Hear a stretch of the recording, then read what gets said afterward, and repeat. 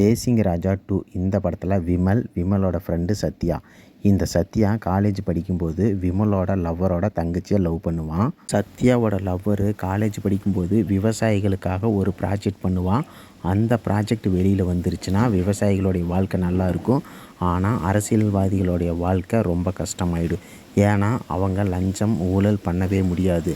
அதனால் அரசியல்வாதியோட பையன் இதை தெரிஞ்சுக்கிட்டு அந்த பொண்ணை கற்பழித்து வீடியோ எடுத்துகிட்டு மிரட்டுவான். இந்த ப்ராஜெக்ட் மட்டும் வெளியில் வந்துருச்சுன்னா இந்த வீடியோவை வெளியில் விட்டுடுவேன், அப்புறம் உன் லவர் உன்னை கல்யாணம் பண்ண மாட்டான்னு சொல்லி மிரட்டும் போது சத்யாவோட லவர் மாடியிலிருந்து குதித்து தற்கொலை பண்ணிக்குவான். இதுக்கு காரணமே சத்யா தான்னு தப்பாக நினச்சிக்குவா விமலோட லவர். போலீஸில் பிடிச்சி கொடுத்துருவான். இதனால் ஜெயிலுக்கு போன சத்யா ரவுடிகளோட பழக்கம் ஏற்பட்டு தர்மான்ற ரவுடிக்கு அடியாளாக போயிடுவான். சத்யாவோட பாஸ் தர்மாவை எம்எல்ஏ ஆளுக கொன்னுடுவாங்க. இதனால் கோபமடைஞ்ச சத்யா எம்எல்ஏ பையனை சுட்டு கொன்னுடுவான். இந்த கேஸு போலீஸாக இருக்கிற விமலும் விமலோட லவ்வரும் சத்யாவை அரெஸ்ட் பண்ணுறதுக்காக போவாங்க.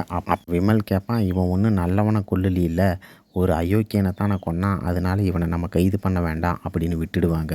எம்எல்ஏவோட பையன் இறந்ததுனால எம்எல்ஏ விமல்கிட்ட சொல்லி சத்யாவை நீங்கள் கைது பண்ணியே ஆகணும் அப்படின்னு மிரட்டுவான். இந்த சமயத்தில் எம்எல்ஏவுக்கே ஒரு பிரச்சனை வந்து விமல்கிட்ட உதவி கேட்க போக இந்த உதவியை சத்யா, விமலோட காதலி இவங்க 3 பேரும் சேர்ந்து எம்எல்ஏவுக்கு உதவி பண்ணினதுனால சத்யாவை மன்னிச்சு விட்டுருவான் இந்த எம்எல்ஏ. ஆனால் விமலும் சத்யாவும் சேர்ந்துக்கிட்டு எம்எல்ஏவுக்கே தெரியாமல் 500 கோடி ஆட்டே போட்டு சத்யாவோட லவ்வர் எந்த ப்ராஜெக்டுக்காக இறந்தாலும் அந்த ப்ராஜெக்டை சக்ஸஸாக முடிச்சுடுவாங்க அந்த பணத்தை வச்சு. இன்னொரு பக்கம் ரவுடியோட தலையை தேடிக்கிட்டு புகழ் போலீஸ் ஆஃபீஸராக தன்னோட குரூப்போட சுற்றிக்கிட்டு காமெடி பண்ணிகிட்டு இருப்பாங்க.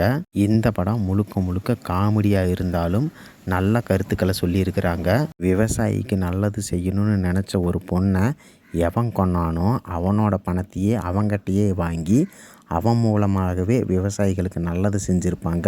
இப்படி நல்ல கதையோடு காமெடியும் கலந்துருக்கிறதுனால இந்த படம் ரொம்ப நல்லா இருக்குதுங்க. முடிஞ்சால் தேட்டரில் போய் பாருங்கள். நம்ம அடுத்த வீடியோவில் சந்திக்கலாங்க.